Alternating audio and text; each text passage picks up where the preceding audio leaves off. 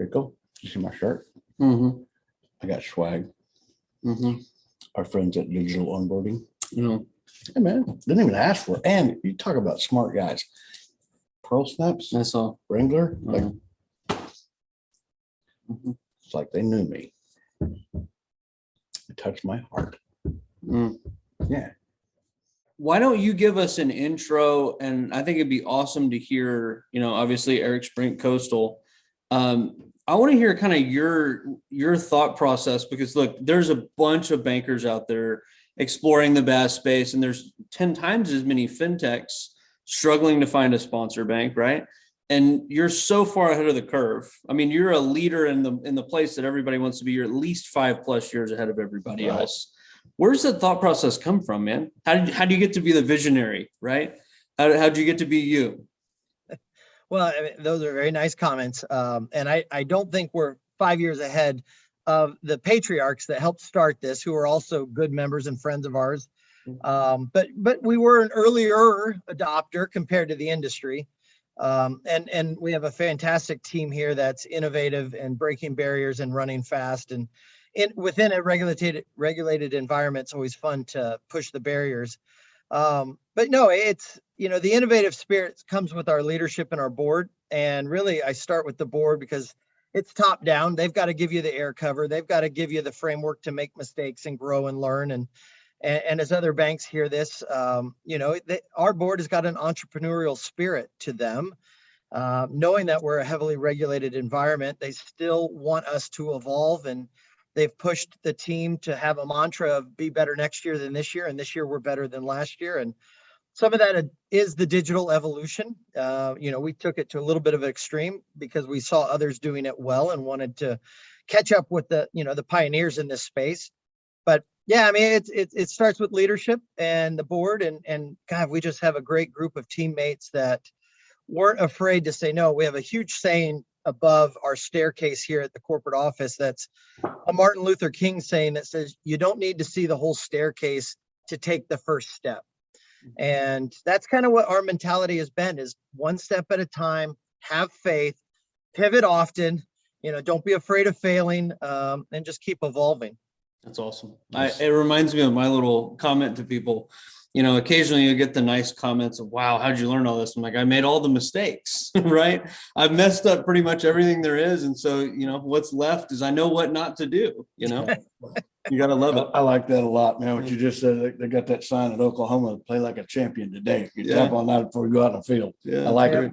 Hey, so let me ask you real quick on the board of directors on the BaaS Association. How do you think we're doing? I love it. I consider vast majority of these people and the founding board members to be personal friends.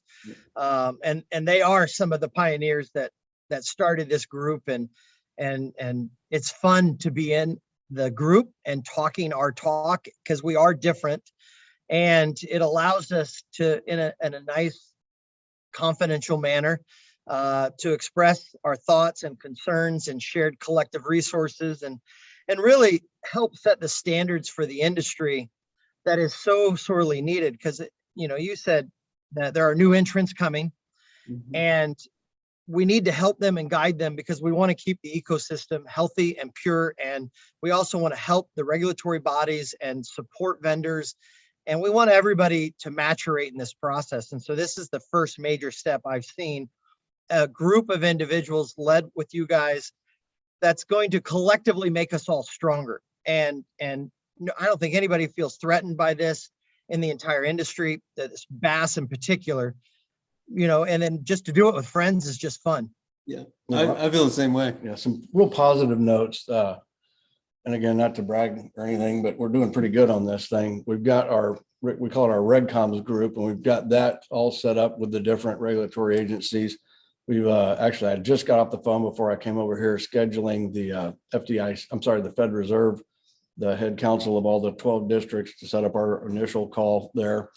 The definitions, I think, is going to be a big deal. That was a great point. So Trey was one of the board members that had come up with the idea of a phase 1, phase 2. So we get our phase 1 definitions of fintech, and then as we work through our communications groups with the regulatory bodies, communicate that to a way to where maybe there's a phase 2 then we can represent this to the world as the Bass Association, you know, When the fintech support, definitions. the support, Eric, I think from, all of us have been kind of hooking our networks together and making introductions. And so the support from the vendor community, fintechs, just, has been awesome. I think everybody feels, shared excitement is really cool. Yeah, the MasterCard folks are a big fan of yours. Yeah. And, so talked to Yeah. them earlier. Yep.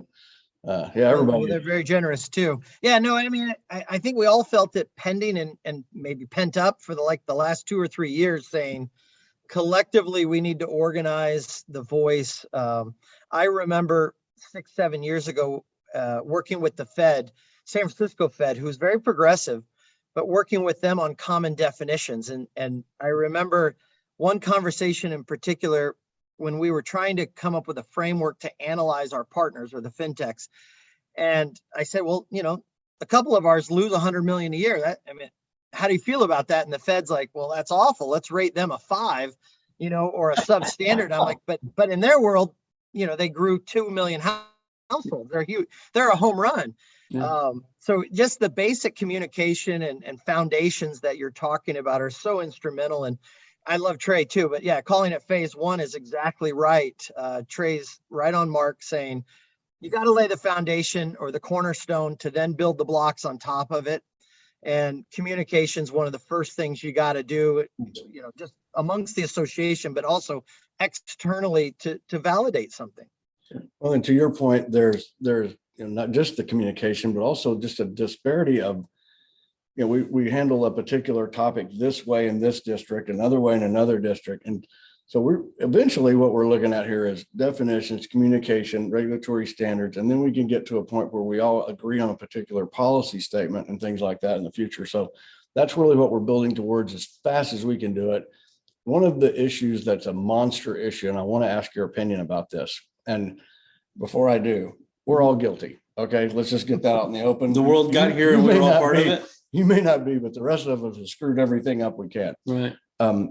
The idea of, let's say a sponsor bank to an end user, the number of hops, Third parties. that's what we call it, third parties, the number of hops between there is something that's a big concern to the regulators. And I know all of us deal with all of them. They're all customers of ours in one way or another. But do you see that right now? It's like easy money. It's easy money to go to a party that maybe 3 hops into this thing, but they have a whole bunch of customers and they bring them all in. But that hop, as it gets further away from the actual charter, So you're saying creates a problem. charter at the top, end user at the bottom. How many parties in between? Yeah. Right. And There's a that's lot more something than there used to be. Yeah, and for the regulators, Fed calls those, vision. the Fed calls those connectors, right? We call them middleware companies at Coastal, but we've started using the term connectors because that's the word the Fed uses. So we agree. Yeah, I think what we're talking about, communication process overview, is integrity of the system, and the Fed wants all regulators want to make sure there's integrity through all of the different stages of the experience to make sure that there's no harm done to consumers and there's no banks risking anything. And I think even the Fed, in my case, has acknowledged the benefits of connectors in streamlining, de-risking some of the access of banks to fintech partnerships. But at the same time, I'm a big advocate of saying, hey, don't abdicate your responsibilities to a middleware company or a connector. The bank is still responsible and needs to have direct access to the fintechs. My personal opinion. Sometimes the connectors like to help the bank stay removed, and that help may not be helpful long term. But yeah, it's all about knowing the risk level that your franchise is willing to take. How do you manage that risk, and how do you mitigate any downfalls of any relationships, and how can you document that to third parties, whether that be your accounting firm, whether that be the SEC or whether that be the FRB. You're right. You need to know your own risk, and then the board has to understand it and acknowledge it, and then you need to mitigate it, and you need to be able to communicate it and how you're going to, protect yourself. So, this is the industry we're in. We're not risk avoiders. We're risk mitigators. We take risk. We just got to understand how to deal with it. And, I think some banks, they're going to use connectors and be hugely successful. I know one of our former board members has been doing it for years with huge upside success, and they've narrowed it down so much that I actually believe there's less risk in his model than in my model. Well, I think what you just talked about there, that's the debate that I think everybody will be having here over the next year. It probably isn't that talked about right now outside of the sponsor banks and the regulatory community, but it's going to be a bigger and bigger conversation. Well, I mean, in any industry, right, you see the expansion. And then, I mean, in ours, you got to think that things are going to get further away from a charter and then probably begin to come back towards the charter, and we'll find the right middle ground. That's right? it. Yeah. Yeah. Makes So sense. one of the cool things that since we've kind of launched all this stuff, we've got member growth that's outrageous, and we have affiliate member growth so if a FinTech company wants to be a part of the association, they have a place to be. And of course, a Bass Bank has a separate place as a true member. One of the neat things that I didn't see coming, this is the cool thing about getting older. A lot of things you start something and you didn't see it going to turn into what it actually That's what did. he's talking about. Yeah. Yeah. The stairs, man. But this idea, CFPB or whoever that wants to come in here and really take a good close look at a FinTech, it scared the hell out of everybody. And it's like, better get our act together. And there's no air cover anywhere for these people other than this association. And so I'm really tickled to death to be part of all this. And I tell Tanner and everybody else is like, I kept telling everyone, I'm not the guy. I don't want to do this. I don't want to be part of this. And that's what people like Tim and Trey and those folks are like, that's why we want you to be the guy. Yeah. So having a good time at it. Didn't expect to. Yeah. I mean, it's kind of interesting, the CFPB, you bring them up. I think the whole evolution of digital adoption by companies is because it's more efficient and can deliver lower cost or expedite, save time, right? Save money, save time to the end consumer or small business. And consumers and businesses will choose what's in their best interest, right? The whole intent of a for-profit organization is to meet the needs of its customers, not to dictate to them how you're going to do business. So I think what is going on in society is good for the consumer and good for small business. There's going to be bad actors anywhere, but I do think the CFPB is coming in to make sure that the consumers are protected. And you're right, it's going to cause the pendulum to go back and forth.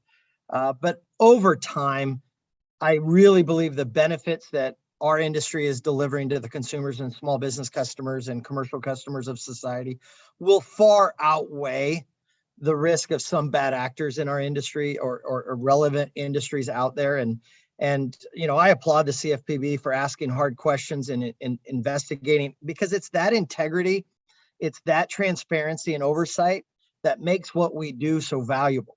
Well, you have to embrace that. Yeah. We wouldn't want anything to do with it if it was any other way.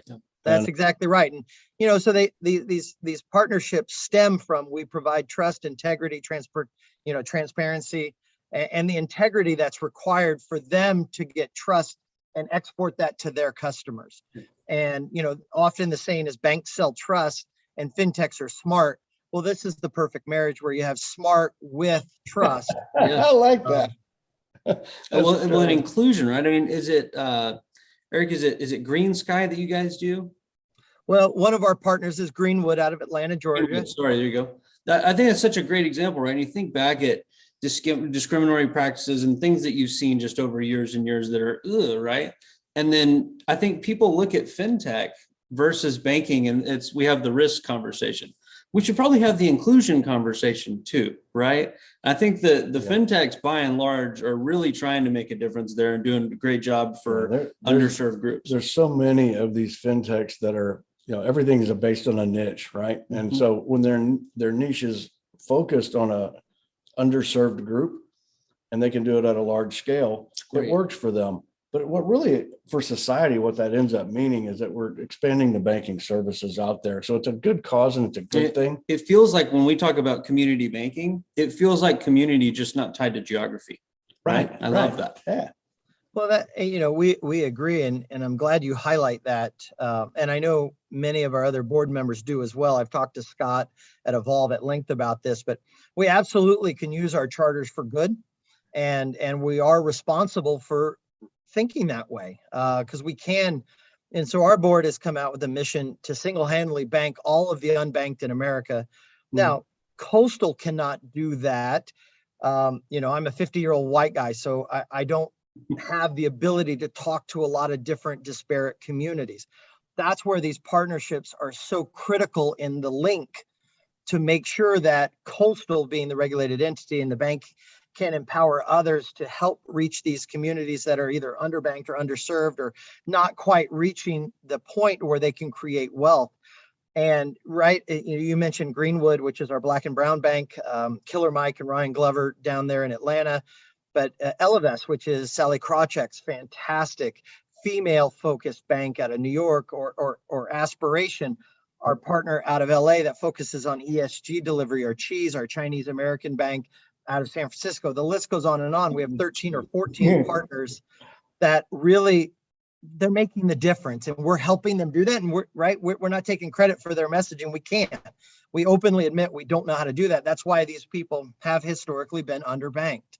And these communities need the U.S. financial system to get behind them. So I really appreciate you saying that, because that is one of our board's mission statements. I love it. I love it. And I heard Robert at Sutton, when he really talked about it, and the view, especially coming out of 2008 and largely at the large banks, right? But the view that banking sort of had its chance, and now giving FinTech a chance, and how community banks can participate. I love that. It's a wonderful message that represents all of us. Between the diversity of products and the more inclusion products, this is an expansion. So, hey, bankers out there, listen to this. When we're talking about community banking, we get it, man. I mean, I've said before about raising money for cheerleaders or new helmets for the football team. I get it. But at the same time, it's the same concept. We're just making it bigger. And just unbundling it from the geography. So here's the deal. How big can you be? How big can you be? And look at a lot of these banks that we're talking about. They're little bitty community banks that figured out this niche and turned into a pretty big size bank. The beauty of partnership. That's what this is all about. Mm-hmm. Well, I think you're right. And I will comment that our influence will be huge, and we will make a difference, and we will affect markets that we never thought we could have before. And that's how we'll determine success, is if we made our impact known. And that's not historically how you define yourself, but that's how we'd love to be known in the future.